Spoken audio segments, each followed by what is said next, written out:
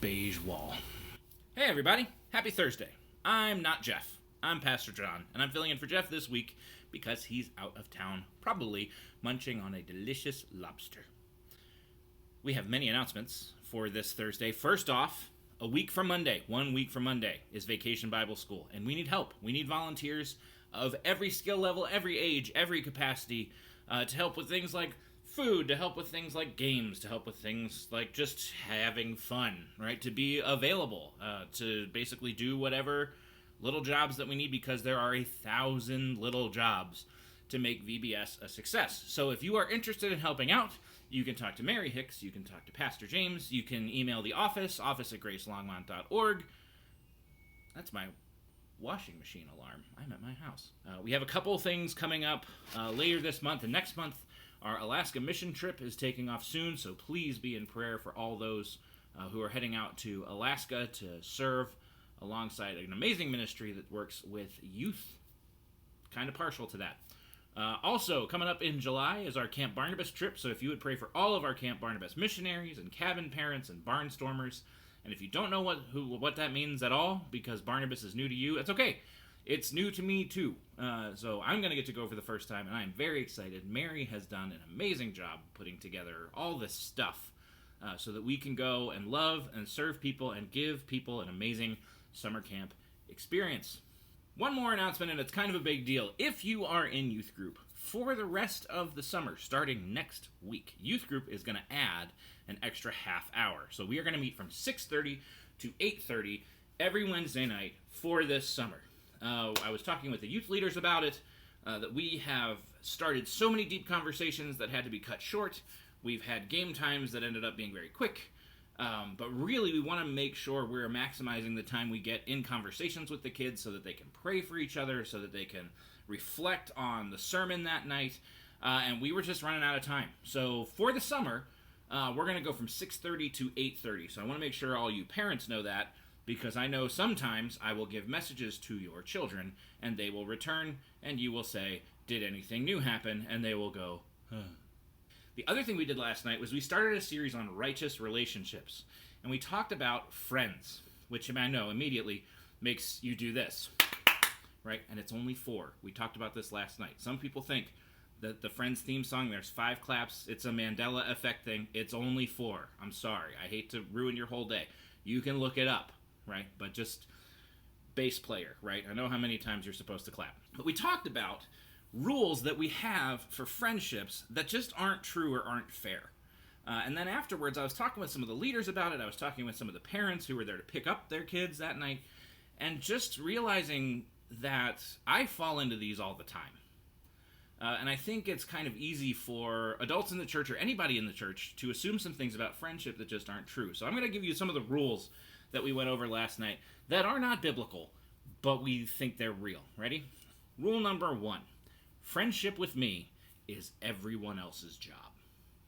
Okay? I don't need to put out the effort to connect with people.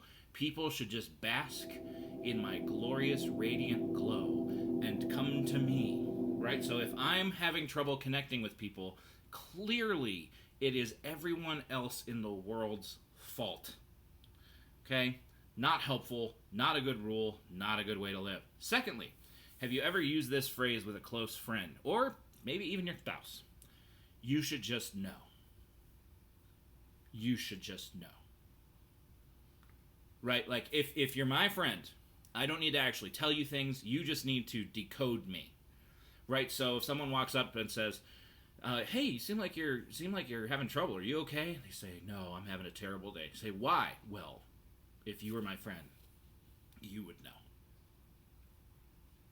No. If you were God, you would know, because you're omniscient. If you're a friend, you actually need to explain things to people using words. It's just usually a helpful way to go. Okay? Rule number 3. Friends always accept literally everything about you without question. Right? They don't just have your back. They don't just take your side. But if you were really my friend, you would never call me out on anything. That's just stupid. That's just a terrible rule to apply to anybody. Deep friends are able to call you out. Right? There's so many verses in Proverbs about rebuking someone who is wise, rebuking a friend who is wise, somebody who is close to you. There's one, I can't remember the verse, but I'll put it, it's down here, right, that says, right, it's easier for a man of understanding, right, to take in a wise rebuke, right, that will settle into that person deeper than 100 punches to an idiot. Okay, if you are a person who can listen to the advice of a friend, the counsel of your friend, you should be able to take that deeper than if they were trying to explain it to a fool by saying it 100 times while punching them. It's a crazy verse, but it's a great one. How about this one? Digital friendships are the same as face-to-face. It's weird saying that via YouTube to people, right? Digital friendships can be good. They can. Are they the same quality as face-to-face? Every bit of scientific data says no, right? And if you're like, well, I don't trust scientific data. The Bible also says, right, there's verses in John and 2 John that say, I want to see you face-to-face that our joy may be complete, right? I could write to you in pen and ink, right? And I know this is going to have to suffice for now because sometimes it's the best we can do. But there's this reality, biblical reality of face-to-face communication. When Moses talks to God, he speaks to him face-to-face as one speaks to a friend. Okay? So digital friendships can be good, but they are just qualitatively not as good as real, personal, face-to-face, in your presence interaction. Here's another one. Number 4. All friendships are permanent. That might be number 5. All friendships are permanent. And this can be hard because people move. People change school districts. People move from different towns. People move from the state of Ohio all the way to the state of Colorado. And there is a illusion sometimes with social media that all the friendships that you have maintained since middle school, you have to keep and they have to be permanent. And my old associate pastor used to say this, and it is a seemingly harmful phrase, but it is very helpful, that some relationships are simply meant to end. This side of heaven, some relationships can stop. And that's hard for us with the social media world where I still think I should be best friends with this person I went to middle school with. And I should be because I was homeschooled, so they're my siblings, and I am good friends with them. But the people that were at my church, right, when I was 5, do I need to still be deep best friends with those people, even though I haven't talked to some of them in 20 years? No. If you want to try, go for it, but it's not a mandate. How about this one? If my friends aren't here, I don't need to go to church. Okay, let me tell you. Out of all the ones that I mentioned last night, this one produced the most stunned silence. Okay? If my friends don't go, I don't have to go to church, and I don't have to go to youth group. No, you can connect. You can meet other people. It doesn't mean you need to meet everybody. You don't need to be an extrovert. You don't need to be on the front door team, right? But just go strike up one conversation with one person and get to know them a little better so that you know how to pray for them, right? So that God can put them on your mind and on your heart, so that you can build a friendship, however small or slight. Here's the next one. You can have many friends, but only one best friend.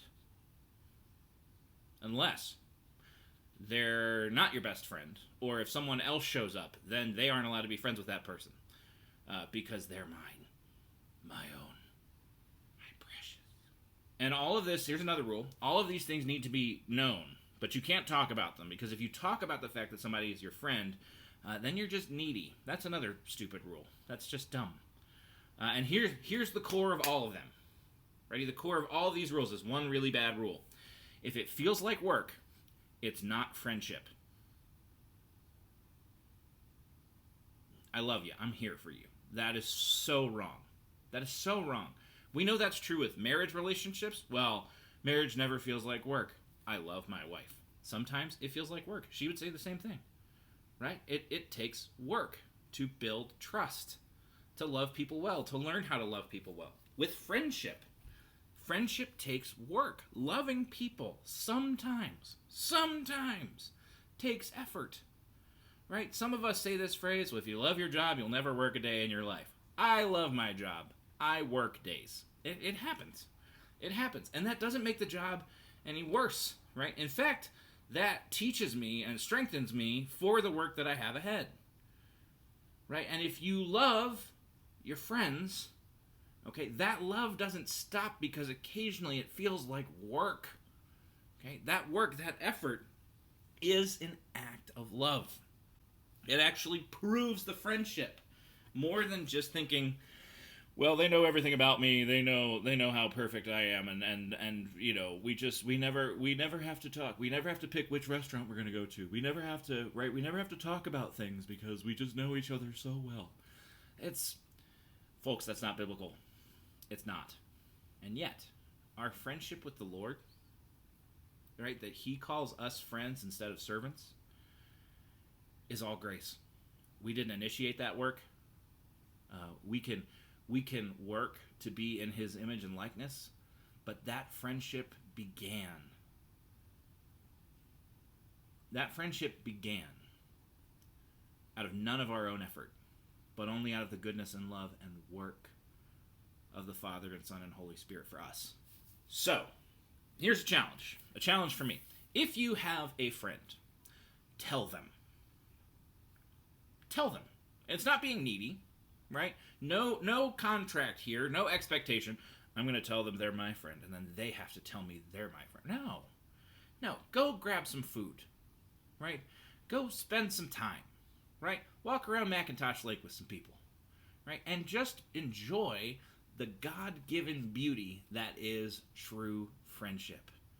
It is all of grace, even though sometimes to maintain it, it's going to take some work. Because friendship is a true and beautiful and eternal reality from our true and beautiful and eternal God. All that said, thanks for listening. Have a good Thursday. Tell your friends they're your friends. See ya.